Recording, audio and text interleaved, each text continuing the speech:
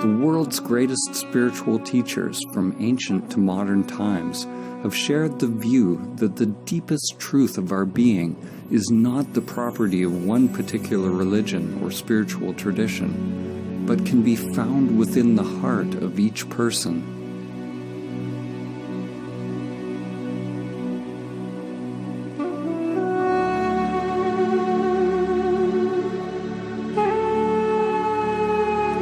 Poet Rumi said, "Where is that moon that never rises or sets?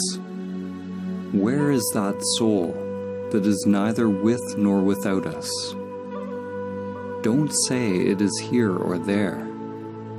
All creation is that, but for the eyes that can see."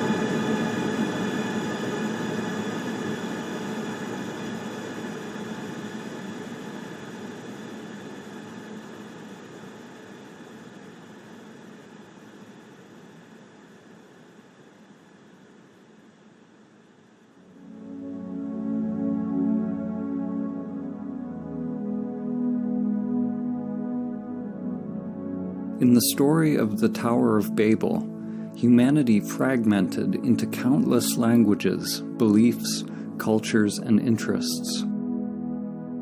Babel means literally the gate of God. The gate is our thinking mind, our conditioned structures. For those who come to realize their true nature, their essence beyond name and form, they are initiated into the great mystery of what lies beyond the gate.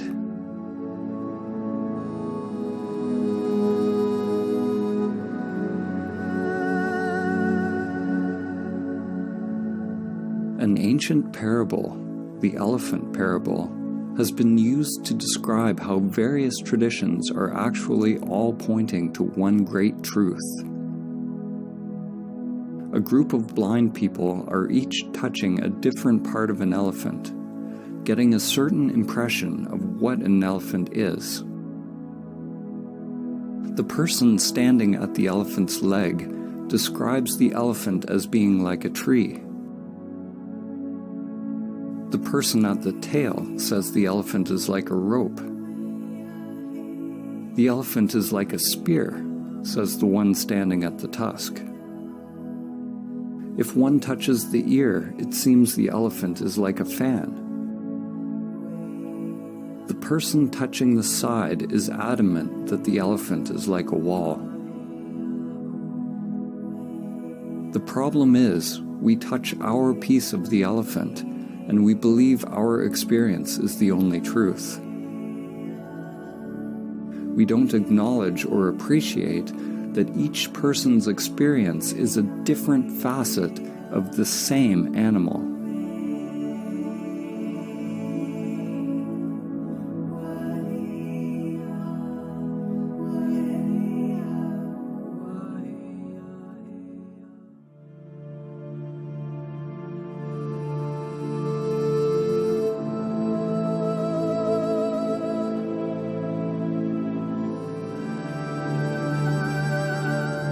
The perennial philosophy is an understanding that all spiritual and religious traditions share a single universal truth, a mystical or transcendent reality upon which foundation all spiritual knowledge and doctrine has grown.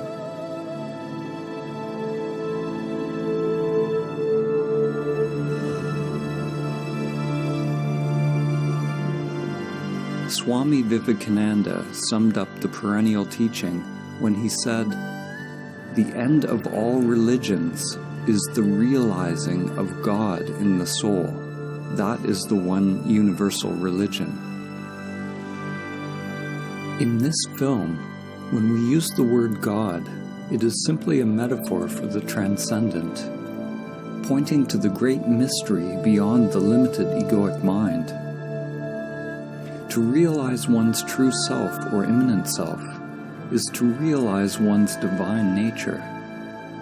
Every soul has the potential to manifest a new higher level of consciousness, to awaken from its slumber and its identification with form.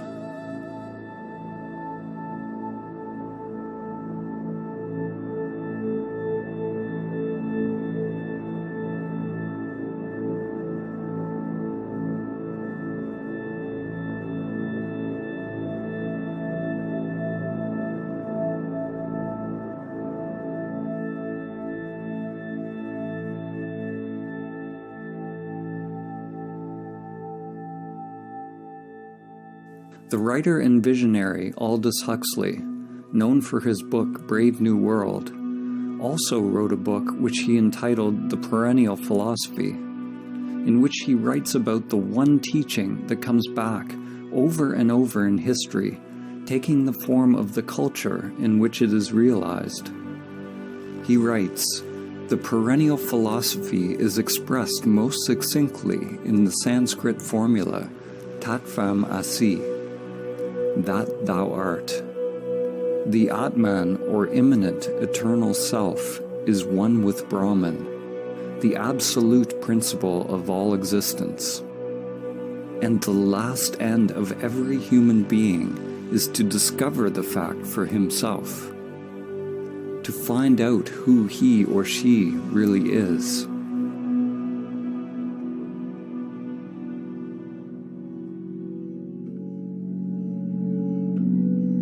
Each tradition is like a facet of a jewel, reflecting a unique perspective of the same truth, while at the same time echoing and illuminating each other.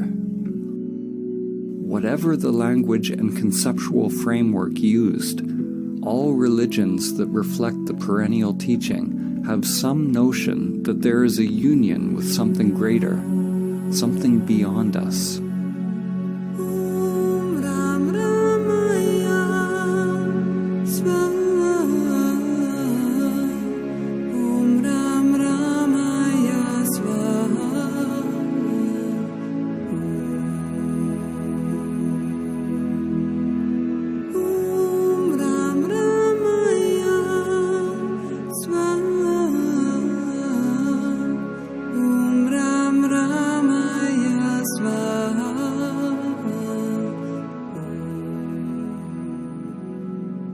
It is possible to learn from and integrate the teachings from one or many sources without identifying a sense of self with them.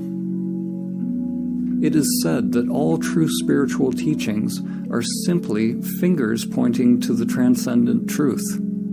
If we hold on to the dogma, the teaching, for comfort, we will be stunted in our spiritual evolution. To realize truth beyond any concept is letting go of all clinging and attachment, letting go of all religious concepts.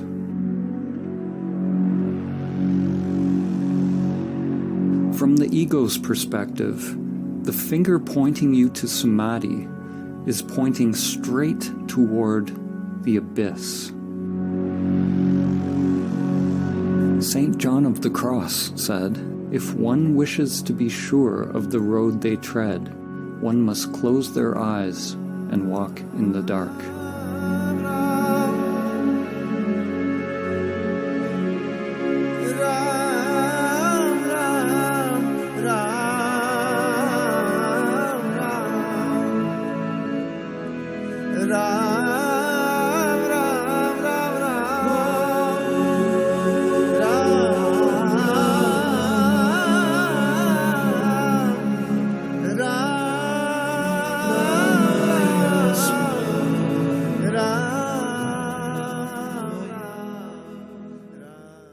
Samadhi begins with a leap into the unknown.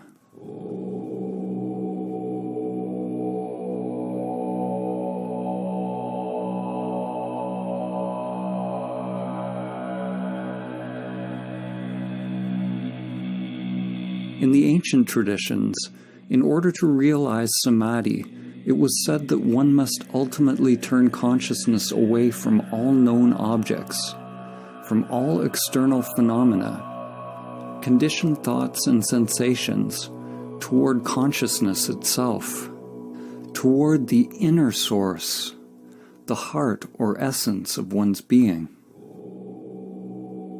In this film, when we use the word Samadhi, we are pointing to the transcendent, to the highest Samadhi, which has been named Nirvikalpa Samadhi.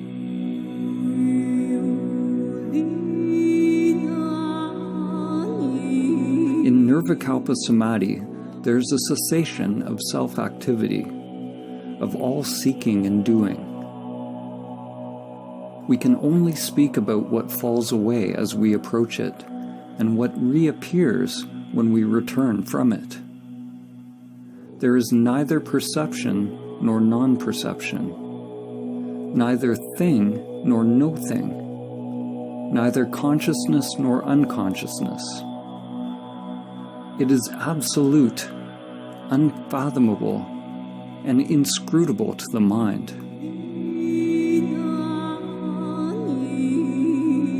When the self returns to activity, there's a not knowing, a kind of rebirth, and everything becomes new again. We are left with the perfume of the divine, which lingers longer as one evolves on the path.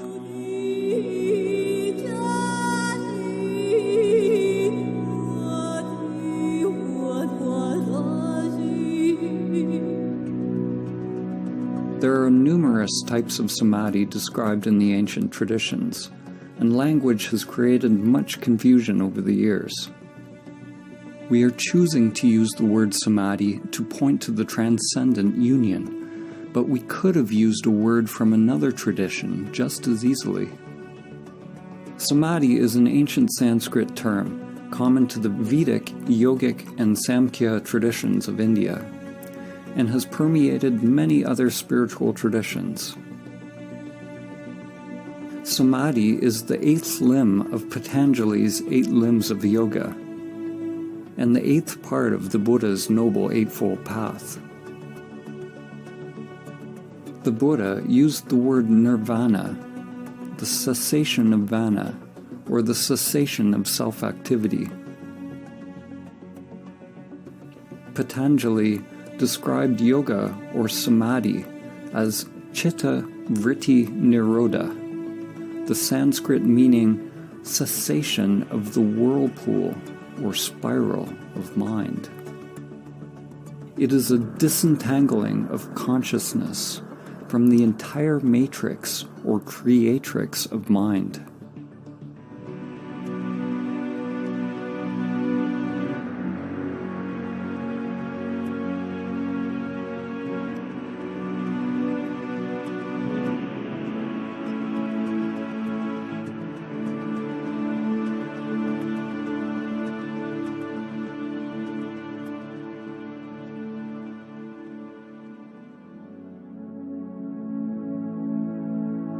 Samadhi does not signify any concept, because to realize it requires a dropping of the conceptual mind. Different religions have used various words to describe the divine union. In fact, the word religion itself means something similar. In Latin, religare means to rebind or reconnect. It's a similar meaning to the word yoga, which means to yoke, to unite the worldly with the transcendent. In Islam, it is reflected in the ancient Arabic meaning of the word Islam itself, which means submission or supplication to God. It signifies a total humbling or surrender of the self-structure.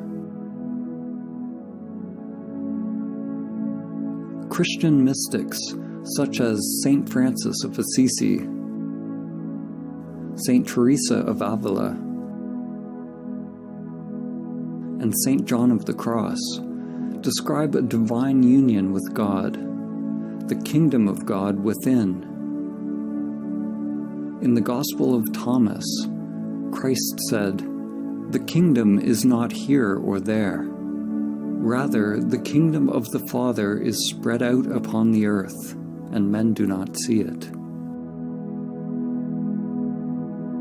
The works of the Greek philosophers Plato, Plotinus, Parmenides, and Heraclitus, when seen through the lens of the perennial teaching, point towards the same wisdom.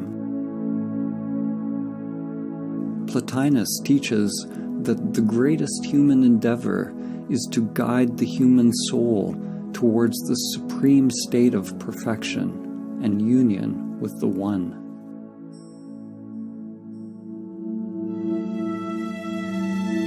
The Lakota medicine and holy man, Black Elk, said, "The first peace, which is the most important, is that which comes within the souls of men when they realize their relationship, their oneness with the universe and all its powers, and when they realize that at the center of the universe dwells Great Spirit, and that this center is really everywhere. It is within each of us."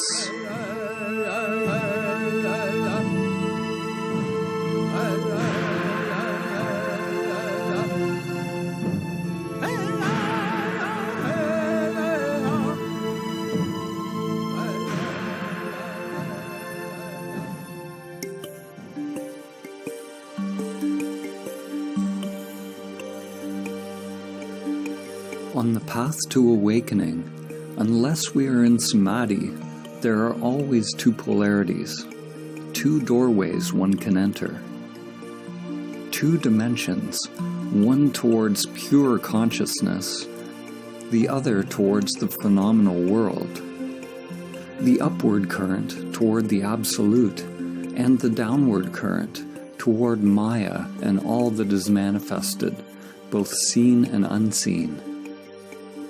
The relationship between relative and absolute could be summed up in the following quote by Sri Nisargadatta Maharaj.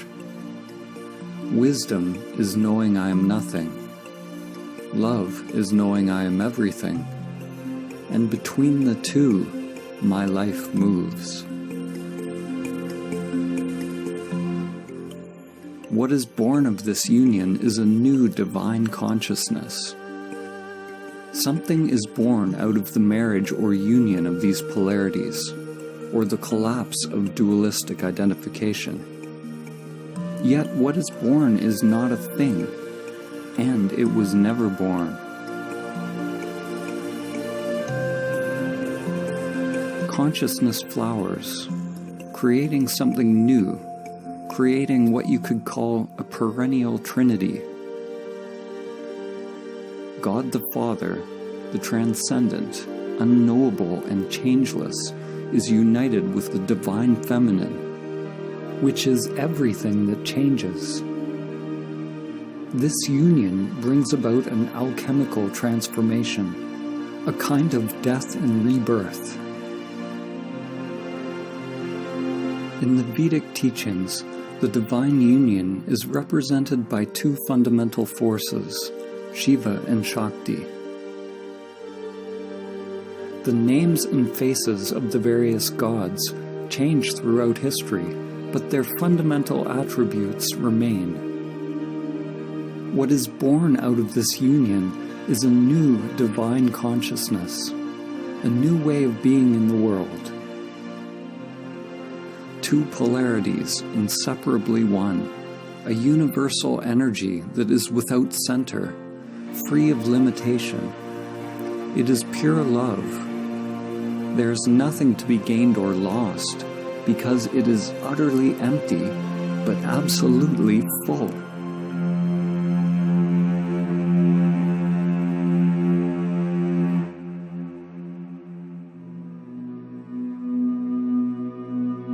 Whether it is the mystery schools of Mesopotamia, the spiritual traditions of the Babylonians and Assyrians, religions of ancient Egypt, Nubian and Kemetic cultures of ancient Africa, the shamanic and native traditions around the world, the mysticism of ancient Greece, the Gnostics, the non-dualists, the Buddhists, the Taoists, Jews, Zoroastrians, Jains, Muslims, or Christians, one finds that their common link is their highest spiritual insights have allowed their adherents to realize Samadhi.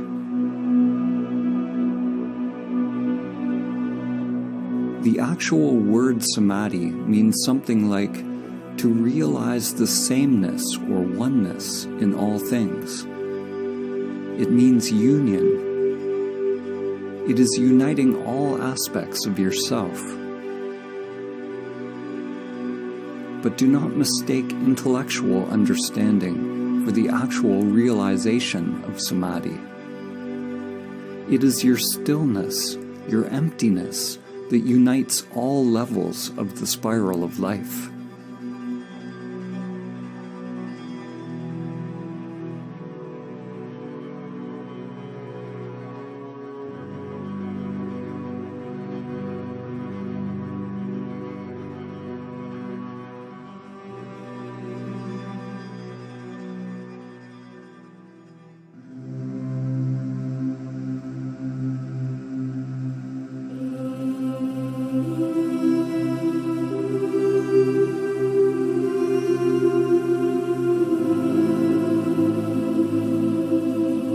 It is through the ancient teaching of Samadhi that humanity can begin to understand the common source of all religions and come into alignment once again with the spiral of life, Great Spirit, Dhamma, or the Tao. The spiral is the bridge that extends from the microcosm to the macrocosm. From your DNA to the inner lotus of energy that extends through the chakras, to the spiral arms of galaxies. Every level of soul is expressed through the spiral as ever-evolving branches, living, exploring. True Samadhi is realizing the emptiness of all levels of self, all sheaths of the soul. The spiral is the endless play of duality and the cycle of life and death. At times, we forget our connection to the source.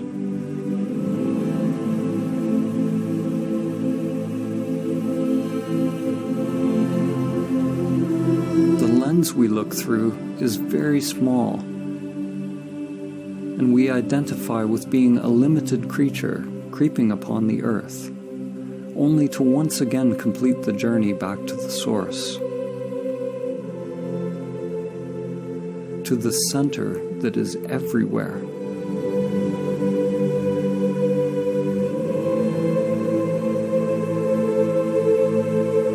Chuan Tzu said, "When there is no more separation between this and that, it is called the still point of the Tao." At the still point, in the center of the spiral, one can see the infinite in all things.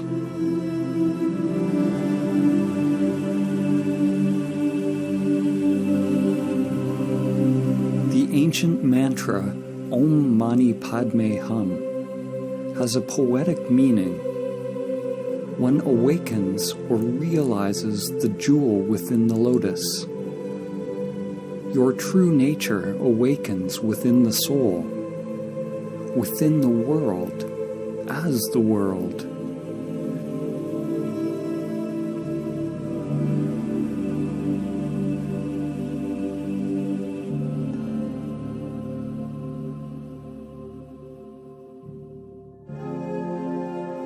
Using the Hermetic principle, as above, so below, as below, so above, we can use analogies to begin to understand the relationship between mind and stillness, relative and absolute.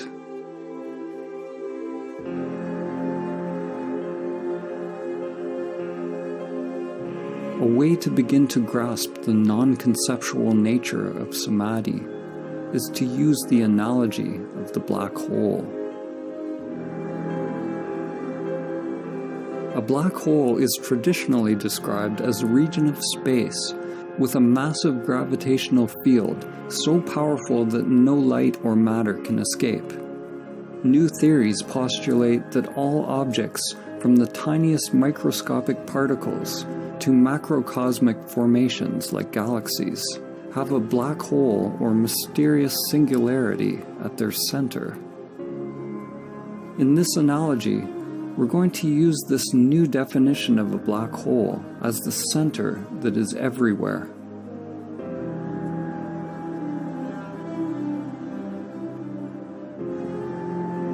In Zen, there are many poems and koans that bring us face to face with the gateless gate. One must pass the gateless gate to realize Samadhi. An event horizon is a boundary in space-time beyond which events cannot affect an outside observer, which means that whatever is happening beyond the event horizon is unknowable to you. You could say that the event horizon of a black hole is analogous to the gateless gate. It is the threshold between the self and no self. There is no me that passes the event horizon. In the center of a black hole is the one-dimensional singularity containing the mass of billions of suns in an unimaginably small space, effectively an infinite mass, literally a universe in something infinitesimally smaller than a grain of sand. The singularity is something unfathomable, beyond time and space. According to physics, movement is impossible. The existence of things is impossible. Whatever it is, it does not belong to the world of perception. Yet it cannot be described as merely stillness. It is beyond stillness and movement. When you realize the center that is everywhere and nowhere, duality breaks down. Form and emptiness, time and the timeless.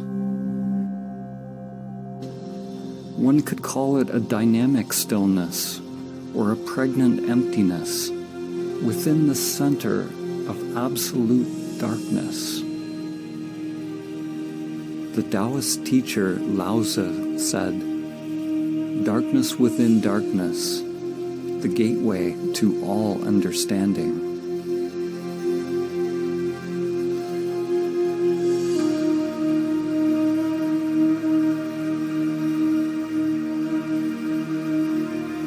The writer and comparative mythologist Joseph Campbell describes a recurring symbol, part of the perennial philosophy which he calls the axis mundi, the central point or the highest mountain, the pole around which all revolves, the point where stillness and movement are together. From this center, a mighty flowering tree is realized, a Bodhi tree that joins all worlds.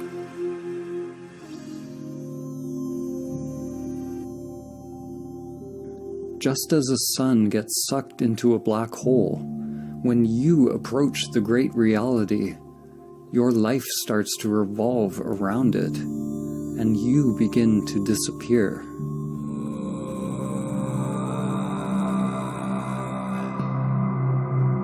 As you approach the immanent self, it can be terrifying to the ego structure. The guardians of the gate are there to test those on their journey. one must be willing to face one's greatest fears, and at the same time accept one's inherent power, to bring light to the unconscious terrors and the hidden beauty within.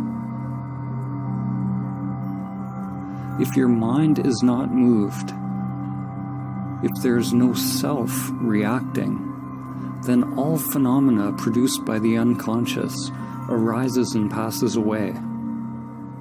This is the point in the spiritual journey where faith is most needed. What do we mean by faith? Faith is not the same as belief. Belief is accepting something on the level of mind to bring comfort and assurance.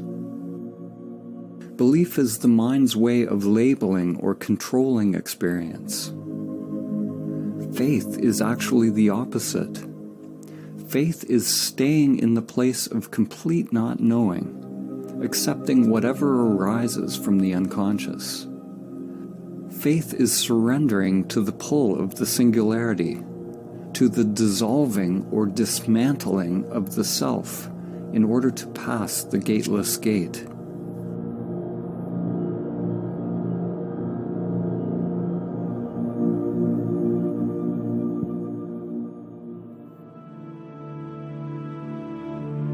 The evolution and structure of a galaxy is closely tied to the scale of its black hole, just as your evolution is tied to the presence of the immanent self, the singularity that is your true nature.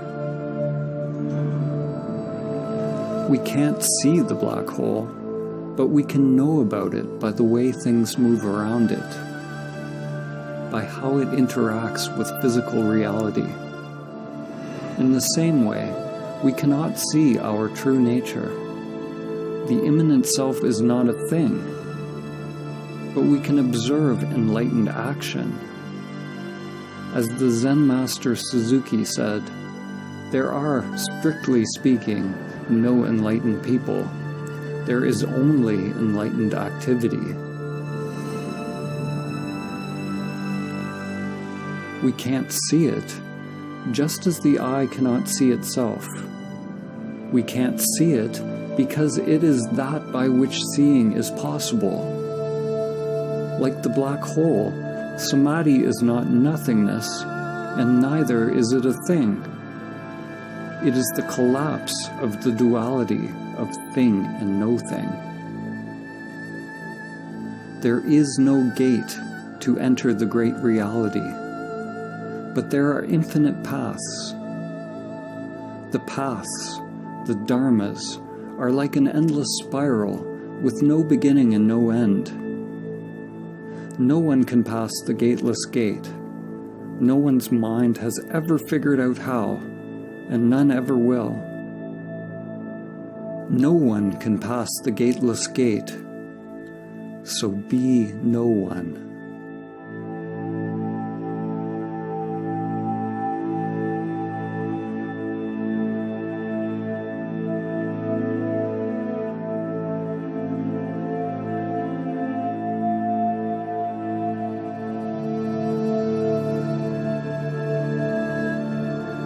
Samadhi is the pathless path, the golden key. It is the end of our identification with the self-structures that separate our inner and outer worlds.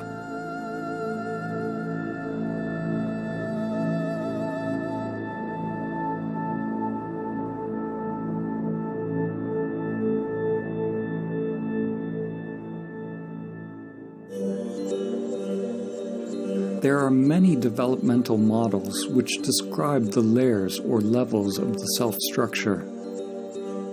We will use an example which is very ancient. In the Upanishads, the sheaths which cover the Atman or soul are called koshas.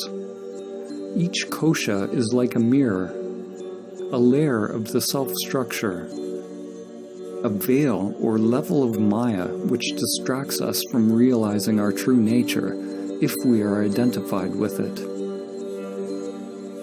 Most people see the reflections and believe that that is who they are. One mirror reflects the animal layer, the physical body.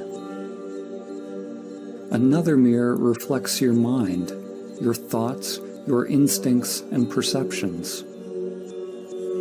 Another, your inner energy or prana, which you can observe when you turn inward.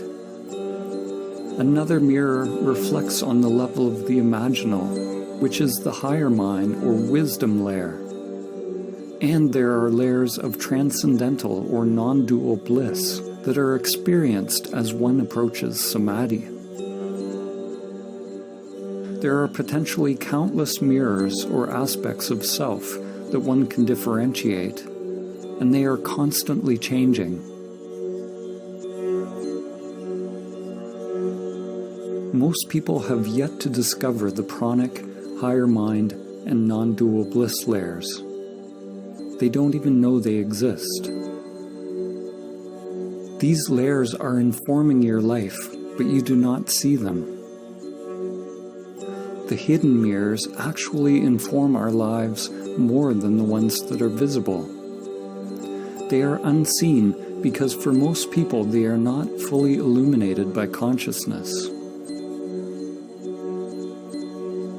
Like Indra's net of jewels, the mirrors all reflect each other, and the reflections reflect every other reflection infinitely. A change on one level simultaneously affects all levels. Some of these mirrors may be left in the shadows, unless we are fortunate enough to have a competent guide to help us shine light upon them. The truth is, we don't know what we don't know. Now, imagine that you shatter all the mirrors. There's nothing reflecting you back to yourself. Where are you?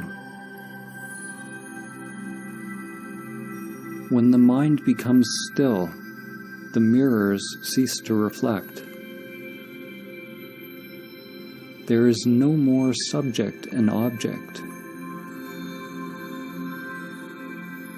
But do not mistake the primordial state for nothingness or oblivion.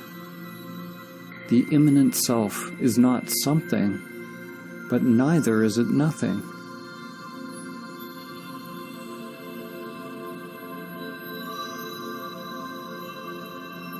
This source is not a thing. It is emptiness or stillness itself. It is an emptiness that is the source of all things. Form is realized as exactly emptiness. Emptiness is realized as exactly form. This source is the great womb of creation, pregnant with all possibilities.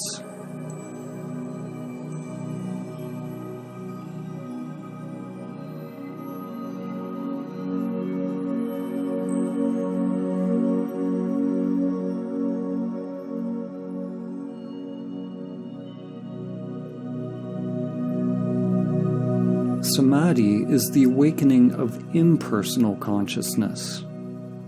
Just as when you are having a dream, upon awakening you realize that everything in the dream was just in your mind. Upon realizing Samadhi, it is realized that everything in this world is happening within levels upon levels of energy and consciousness. It is all mirrors within mirrors, dreams within dreams.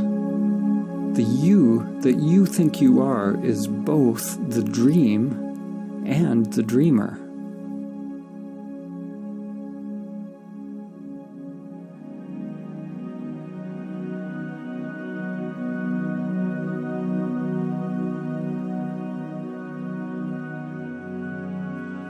Whatever we say in this film, let it go. Don't capture it with the mind. The soul is dreaming the dream of you. The dream is everything that is changing, but it is possible to realize the changeless.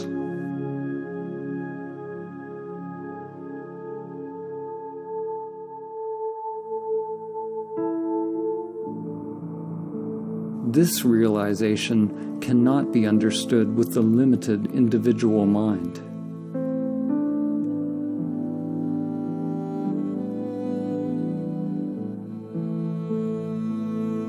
When we return from Nirvikalpa Samadhi, the mirrors begin to reflect again, and it is realized that the world you now think you are living in is actually you. Not the limited you, which is only a temporary reflection, but you are aware of your true nature as the source of all that is. This dawning of higher wisdom, the embryo, prajna, or gnosis, is what is born out of Samadhi. According to the book of Job, Chokmah, or wisdom, comes from nothingness. This point of wisdom is both infinitely small and yet encompasses the whole of being, but it remains incomprehensible until it is given shape and form in the palace of mirrors, called Bina, the womb carved out by higher wisdom, which gives shape to the embryonic spirit of God.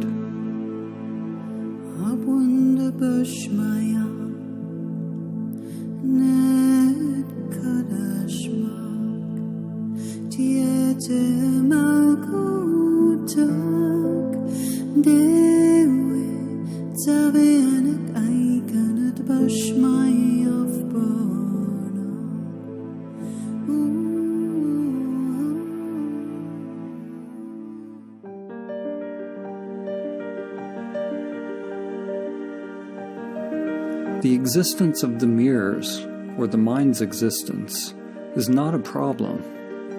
On the contrary, the error or aberration of human perception is that we identify ourselves with it.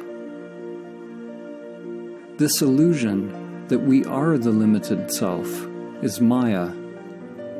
The yogic teachings say that to realize Samadhi, one must observe the meditation object until it disappears. Until you disappear into it, or it into you. Although the language in the various traditions is dissimilar, at their root they all point towards a cessation of self-identification and self-centered activity. The Buddha always taught in negative terms. He taught to investigate directly into the working of the self-structure. He didn't say what Samadhi was, except that it was the end of suffering. In Advaita Vedanta, there's a term, neti neti, which means not this, not that. People on the path to self-realization inquire into their true nature, or the nature of Brahman, by first discovering what they are not. Similarly, in Christianity, Saint Teresa of Avila described an approach to prayer based on the negative path, or via negativa, a prayer of quiet, surrender, and union, which is the only way to approach the Absolute. Through this gradual process of stripping away, one drops anything that is not permanent, anything that is changing. The mind, the ego construct, and all phenomena, including the hidden layers of self. The unconscious must become transparent in order to reflect the one source. If there is some deep knowing or some self operating in the unconscious, then our lives remain locked into a labyrinth of hidden patterns that comprise the undiscovered self.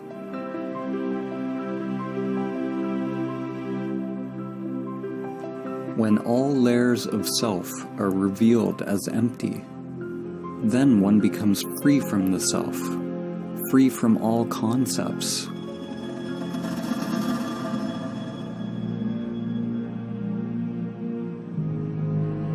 A turning point in your evolution is when you realize you don't know who you are. Who experiences the breath? Who experiences the taste? Who experiences the chant, the ritual, the dance, the mountain? Witness the witness. Observe the observer. At first, when you observe the observer, you will only see the false self. But if you are persistent, it will give way. Inquire directly into who or what experiences. Unblinkingly, piercingly, penetratingly, with the full force of your being.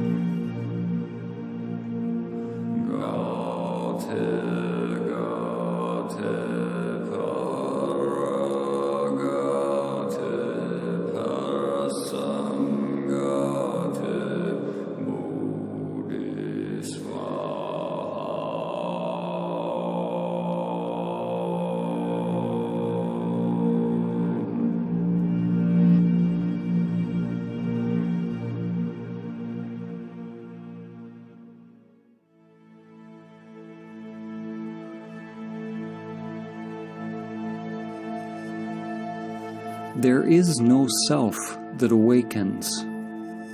There is no you that awakens. What you are awakening from is the illusion of the separate self, from the dream of a limited you. To talk about it is meaningless. There must be an actual cessation of the self to realize directly what it is. And once it is realized, there is nothing that can be said about it. As soon as you say something, you are back in the mind. I have already said too much.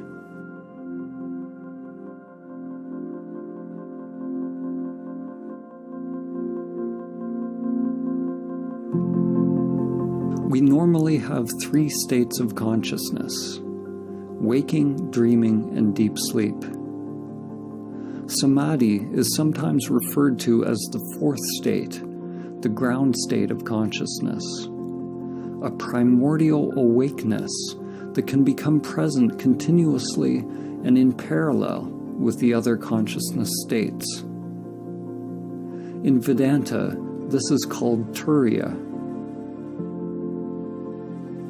Other terms for Turiya are Christ consciousness, Krishna consciousness, Buddha nature, or Sahaja Samadhi. In Sahaja Samadhi, the immanent self stays present along with the full use of all human functions. The stillness is unmoving at the center of the spiral of changing phenomena. Thoughts, feelings, sensations, and energy revolve around it at the circumference. But the degree of stillness, or I amness, remains during outer activity, exactly as in meditation. It is possible that the immanent self will remain present, even during deep sleep, that your awareness of I am does not come and go, even as states of consciousness change.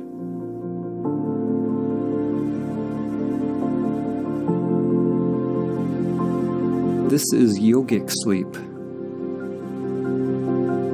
In the Song of Songs, or the Song of Solomon from the Hebrew Bible or Old Testament, it reads, I sleep, but my heart waketh. This realization of the eternal, impersonal consciousness is reflected in the words of Christ when he said, Before Abraham was, I am.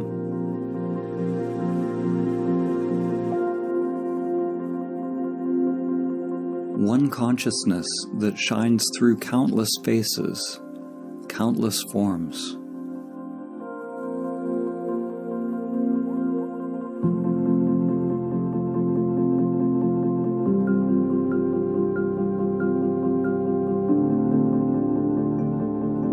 At first, it's like a fragile flame born out of the polarities within you. Masculine, penetrating consciousness with a surrender or opening of feminine energy.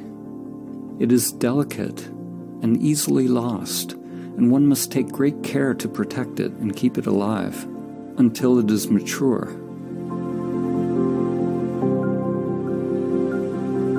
Samadhi is simultaneously a timeless state of consciousness and a stage in an unfolding development process, something organic and growing in time.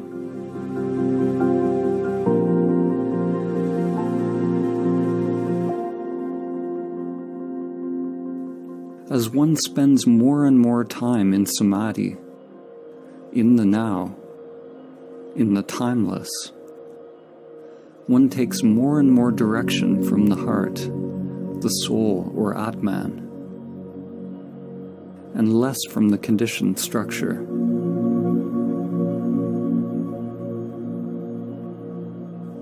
This is how one becomes free of the lower mind, free of pathological thinking.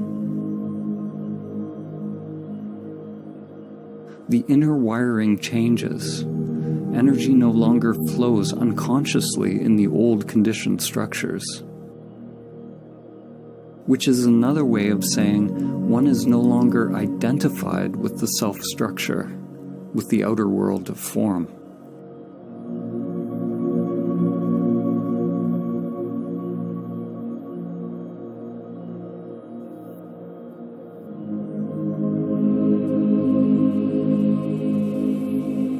To realize Samadhi requires an effort so great that it becomes a total surrender of oneself, and a surrender so encompassing that it is a complete effort of one's being, all of one's energy.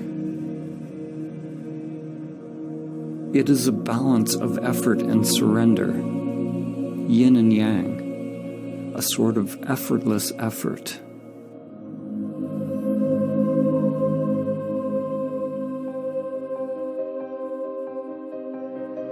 The Indian mystic and yogi Paramahamsa Ramakrishna said, "Do not seek illumination unless you seek it as one whose hair is on fire seeks a pond.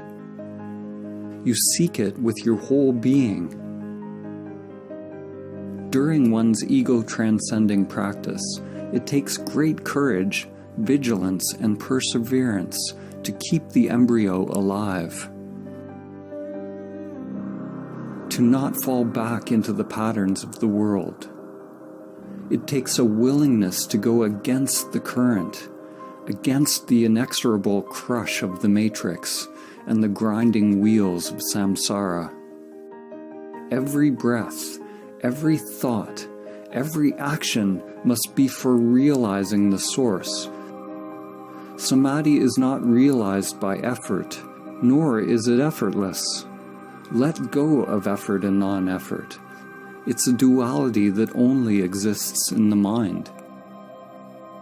The actual realization of Samadhi is so simple, so undifferentiated, that it is always misconstrued through language, which is inherently dualistic. There is only one primordial consciousness that awakens as the world, but it has been obscured by many layers of mind. Like the sun hidden behind the clouds, as each layer of mind is dropped, one's essence is revealed. As each layer of mind is dropped, people call it a different Samadhi. They give names to different experiences or different types of phenomena.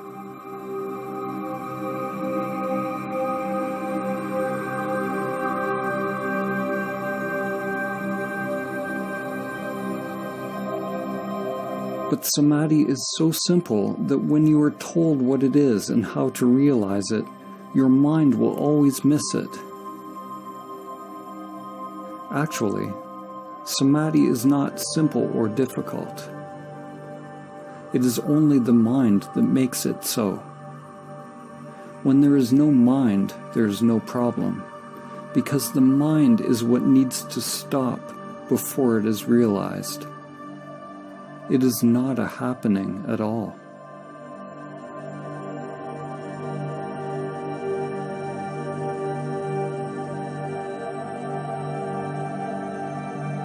The most concise teaching of Samadhi is perhaps found in this phrase, "Be still and know."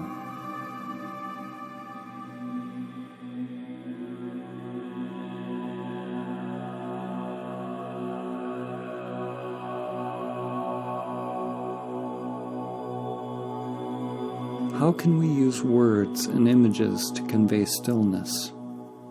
How can we convey silence by making noise? Rather than talking about Samadhi as an intellectual concept, this film is a radical call to inaction, a call to meditation, inner silence, and inner prayer, a call to stop.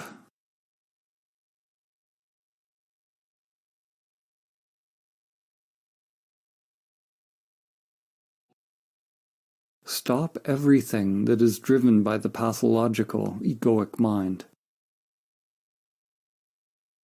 Be still and know.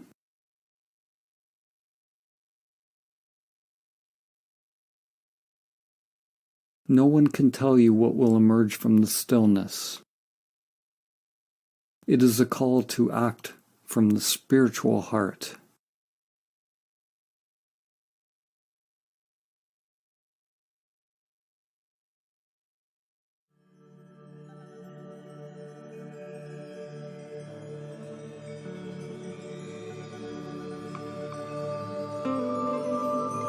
It's like remembering something ancient. The soul wakes up and remembers itself. It has been a sleeping passenger, but now the emptiness awakens and realizes itself as all things.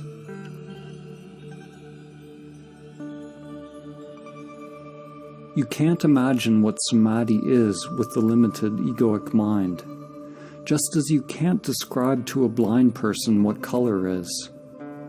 Your mind can't know. It can't manufacture it. To realize Samadhi is to see in a different way, not to see separate things, but to recognize the seer.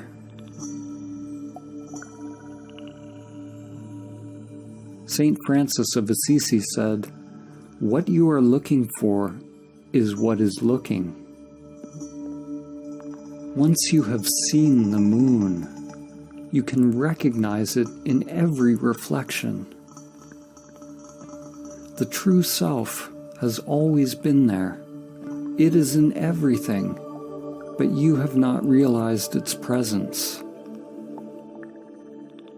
When you learn to recognize and abide as the true self, beyond the mind and senses, it is possible to experience awe at the most mundane. We become awe.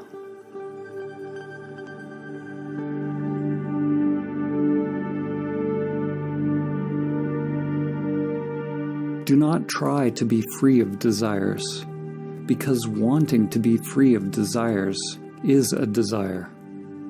You can't try to be still, because your very effort is movement. Realize the stillness that is always already present. Be the stillness and know. When all preferences are dropped, the source will be revealed. But do not cling even to the source. The great reality, Tao, is not one, not two. Ramana Maharshi said, "The self is only one. If it is limited, it is the ego. If unlimited, it is infinite and the great reality."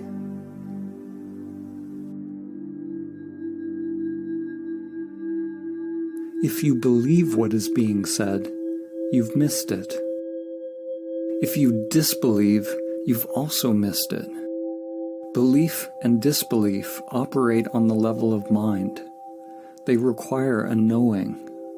But if you enter into your own investigation, examining all of the aspects of your own being, finding out who is doing the investigating, if you're willing to live by the principle, not my will, but higher will be done, if you're willing to travel beyond all knowing, then you may realize what I've attempted to point towards. Only then will you taste for yourself the profound mystery and beauty of simply existing. There is another possibility for life. There is something sacred, unfathomable, that can be discovered in the still depths of your being, beyond concepts, beyond dogmas, beyond conditioned activity and all preferences. It is not acquired by techniques, rituals, or practices. There is no how to get it. There's no system. There's no way to the way.